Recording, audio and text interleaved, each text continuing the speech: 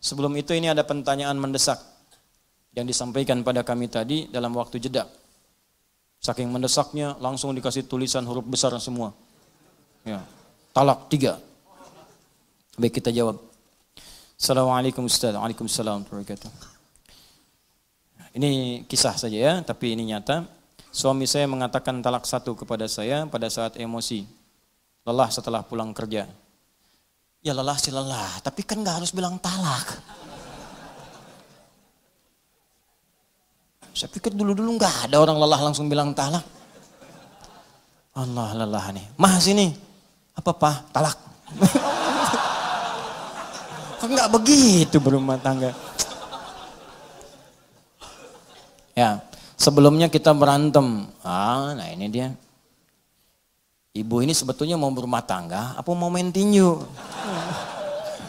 Kan rumah tangga mau buat sakinah, mawaddah rahmah, bukan untuk berselisih. Ya kita lihat dulu dah. Baik.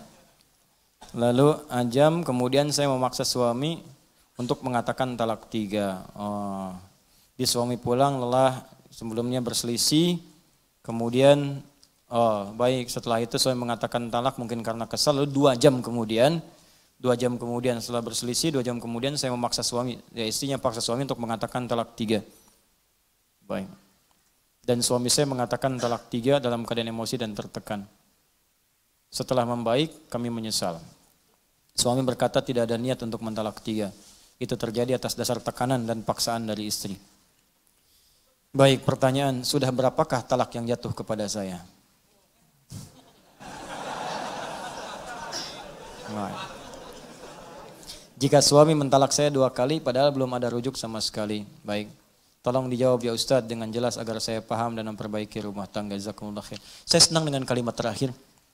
Saya senang sekali. Ya, saya senang dengan pertanyaan ini karena ketika pertanyaan ini ditanyakan, diajukan, itu tandanya Anda memang ingin berislah. Ingin mendapat kebaikan dari Allah, itu yang paling baik. Ada Al-Quran di surah keempat, ya, surah An-Nisa ayat 35. Fa'in khiftum shiqaqa bainahuma fab'athu hakaman min ahli wa hakaman min ahliha. In yurida islaha yuwaffiqillahu bainahuma. Yang bertanya ini, yang menyampaikan pada kami, buka Quran surah keempat An-Nisa ayat 35, paling kiri di pertengahan. Allah menyampaikan jika dalam rumah tangga kalian khawatir ada perdebatan yang gak bisa diselesaikan. Sehingga berdampak pada perpecah belahnya rumah tangga.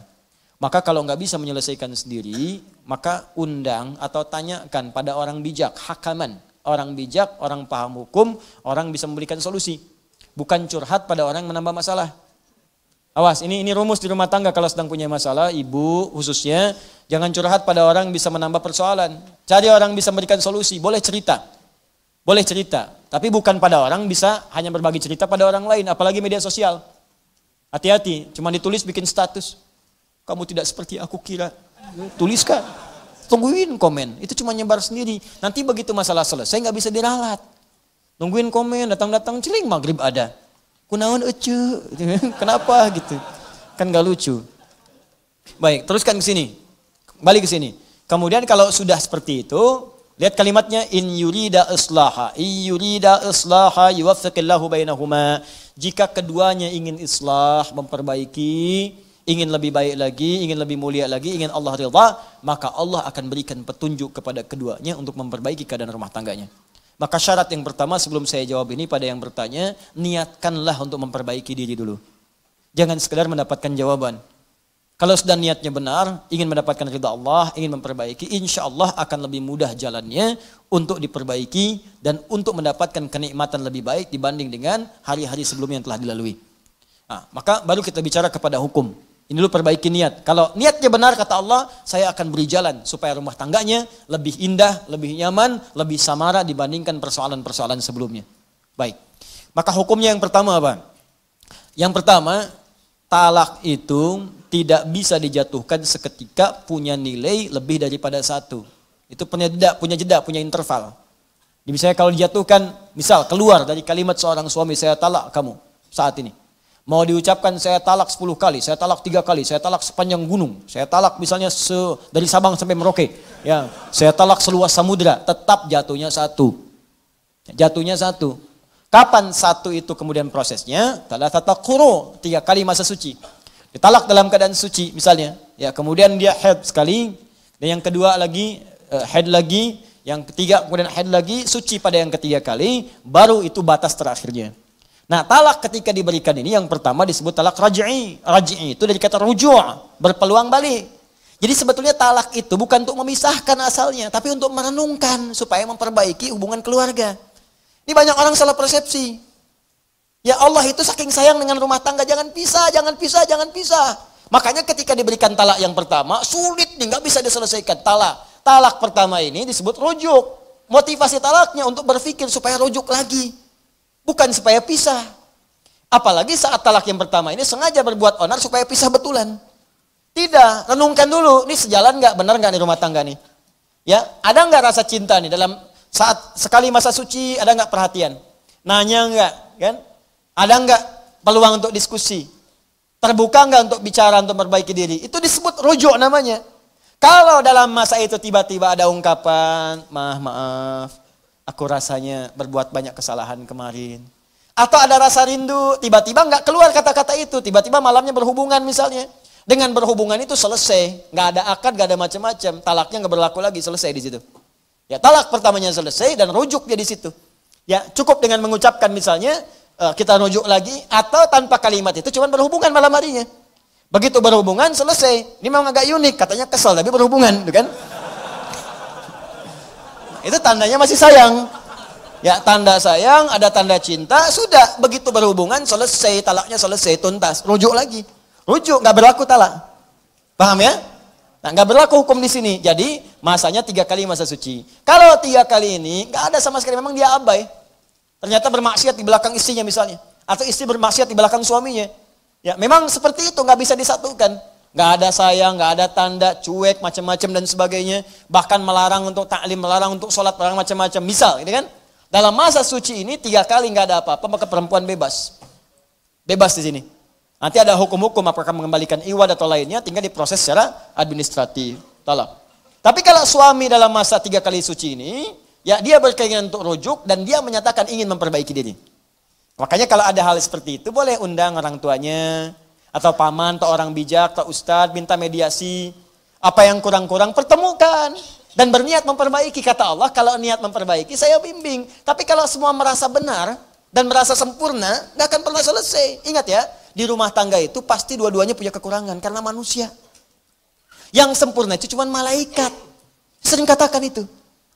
Quran surah ke-66 ayat ke-6. La ya'sunallaha ma amarahum wa yaf'aluna ma yu'marun. Malaikat itu sempurna, enggak kenal maksiat. Malaikat makhluk benar, enggak kenal salah. Setan makhluk salah, enggak kenal benar. Kita ini manusia, malaikat bukan, setan never. Enggak pernah jadi setan, enggak akan pernah kita mau jadi setan. Bukan malaikat. Karena itu kalau salah memang manusia. Dan itu menandakan bukan malaikat, makanya kita salah. Untuk membedakan kita dengan setan, kita tobat. Setan enggak tobat. Itu aja tandanya. Jadi kalau di rumah tangga ada suami salah, wajar karena suami bukan malaikat. Tapi untuk membedakan suami dengan setan, suami tobat, memperbaiki diri. Itu caranya. Istri salah, wajar ya istri, bukan malaikat. Mau dituntut sempurna, enggak akan mungkin. Kalau pengennya nikah sama malaikat sana. Tapi malaikat gak punya hasrat, gak ada nafsu, gak ada macam-macam. Tugasnya itu sempurna, selesai. Ya, wa yaf'aluna ma yu'marun, gak ada fungsinya kaitan dengan hasrat seksual dan sebagainya. Gak ada, kosong. Ya, makanya kalau istri berbuat salah, ya itu tandanya manusia. Masya Allah mama, manusia seutuhnya. Oh, Masya Allah. Kok papa tahu? Barusan salah. Ya, tapi untuk membedakan perempuan dengan setan ketika salah, maka dia bertobat. Setan tidak. Gampang sebetulnya. Nah ini suami dengan istri kalau ada salah merenung. Oh mungkin dari kesalahan ini Allah ingin menyempurnakan sifat-sifat kemuliaan kita untuk belajar lebih baik lagi. Kadang-kadang kan kenikmatan itu lahir setelah ada kesulitan-kesulitan. Coba antum kan lari-lari capek kan. Wah, aduh kasih teh tubruk aja. Teh tubruk tuh, teh tubrukin. Air tubrukin sama teh kan. Jadi tuh kasih gula dikit yang biasanya gak minum. Jadi enak tuh minum. Enak. Biasanya pengen ini pengen itu. Kasih air putih aja enak luar biasa. Ya enak gitu, kenapa? Karena ada keletihan, setelah itu mendapatkan kenikmatan. Makanya yusrun lahir setelah ada usrun. Inna ma'al usri yusra. Di rumah tangga tuh kalau udah ribut, setelah itu senyum, jadi enak senyumnya itu. Nikmat, jadi canda, jadi macem-macem dan sebagainya. Ya udah Pak, kita baikan, ya udah. Papa sekarang mau kemana? Ke hatimu. Udah itu enak aja, Dul. Ya. Nah, jadi seperti itulah ya. Jadi wajar kalau ada persoalan. Yang kedua, jangan sembarangan mengucapkan kalimat-kalimat seperti ini. Karena ada 3 hal. Ya thalathatun, ada 3 persoalan. Jidduhunna jiddun, candanya itu jadi serius, candanya serius. Ya, diantaranya apa? Ada nikah, ada talak. Ada nikah, ada talak. Makanya jangan bercanda dengan hal talak. Bisa jadi serius. Ya, jadi serius. Termasuk dengan pernikahan. Ini yang saya ingatkan juga, sinetron-sinetron tuh hati-hati. Kalau akad-akad nikah itu mesti dibiaskan kalimatnya, jangan disempurnakan. Itu kalau kemudian dia ucapkan dengan sempurna, saya nikahkan kau dengan si fulan dengan anak saya segini dan saya terima nikahnya. Benar kemudian, walinya benar, terpenuhi ada semua, jadi itu. Jadi, ya kan? Sama dengan talak seperti ini. Jadi saya percepat, ini hukumnya tidak berlaku talak 3, tidak berlaku. Talak pertama, jatuh dia hukumnya kalau diungkapkan dengan perasaan sadar, dengan benar. Kalaupun nanti emosi dan sebagainya, dan dipancing pada hal seperti ini. Ya, kalau sedang emosi, sedang marah, duduk. Kata Nabi kalau berdiri, duduk. Kalau sedang beraktivitas, diam dulu supaya tenang. Kalau sedang berdiri, duduk. Jangan berselisih dulu. Ya, marah, diam dulu. Makanya Nabi itu kalau ada persoalan di rumah tangga, diam. Didiamkan dulu Sayyidah Aisyah, diam dulu supaya berpikir semua. Sebab kalau sedang marah bicara, pasti keluarnya kasar. Kasar keluarnya. Kalau sedang marah tangan bergerak, pasti kasar, kencang. Tuh. Ya, seperti itu. Kemana-mana nantinya. Diam dulu, itu rumusnya hebat di Islam. Cuman di Islam. Silahkan buka, cuman di Islam. Cek di setiap keadaan, setiap kepercayaan gak ada kaidah-kaidah itu. Ini urusan-urusan kaidah ya, dan urusan nilai. Silahkan. Sedang berdiri, duduk. Sedang duduk, berbaring. Tiduran dulu aja. Supaya lebih tenang dulu. Ya, kalau belum mampu juga wudu. Ya, amarah itu kan api itu setan, padamkan dengan air. Wudu, tenang gitu. Ya, jelas ya? Ya, bukan dengan pohon sengon, wudu. Wudu. Sudah, saya kira selesai jawabannya. Jadi sekarang yang bertanya pulang ke rumah, istighfar, ya malam salat bersama-sama, suami jadi imam, istri jadi makmum, minta ridha Allah Subhanahu wa taala, minta bimbingan Allah, insyaallah setelah itu rumah tangga dalam keadaan damai dan tenang insyaallah ya. Kita bersyukur bahwa Allah berikan kemerdekaan pada negeri kita dan kita berdoa semoga negeri ini Allah berikan keberkahan, kedamaian, kemakmuran insyaallah. Karena itu saya mengajak kepada seluruh anak bangsa Indonesia seluruhnya, mari kita bangun negeri ini yang kita cintai dengan mengerjakan semua yang terbaik untuk negeri kita ini. Kalau bekerja yang jujur, bekerja yang benar. Kalau bangun yang baik, jangan berbuat curang, hindari segala sesuatu yang tidak baik. Bukan hanya kita berada di sini sebagai warga negara Indonesia, tapi sadarilah kita ini hamba Allah yang akan wafat dan pulang menghadap kepada Allah Subhanahu wa taala. Maka saya ingatkan kepada para pengurus negeri, Presiden, Anda itu hamba Allah, Anda akan wafat, Anda akan pulang dan dimintai pertanggungjawaban. Menteri-menteri Anda hamba Allah, bukan sekedar pejabat di dunia, Anda akan wafat, Anda akan pulang, Anda akan dimintai pertanggungjawaban oleh Allah Subhanahu wa taala. Para rakyat, kita hamba Allah, kita akan pulang, kita akan wafat dan dimintai pertanggungjawaban oleh Allah Subhanahu wa taala. Karena ini mumpung masih hidup, mudah-mudahan di bumi ini kita lahir, di bumi ini kita wafat dikuburkan dan jadi saksi bahwa kita pernah beramal soleh di bumi Indonesia ini dengan Allah Subhanahu wa taala.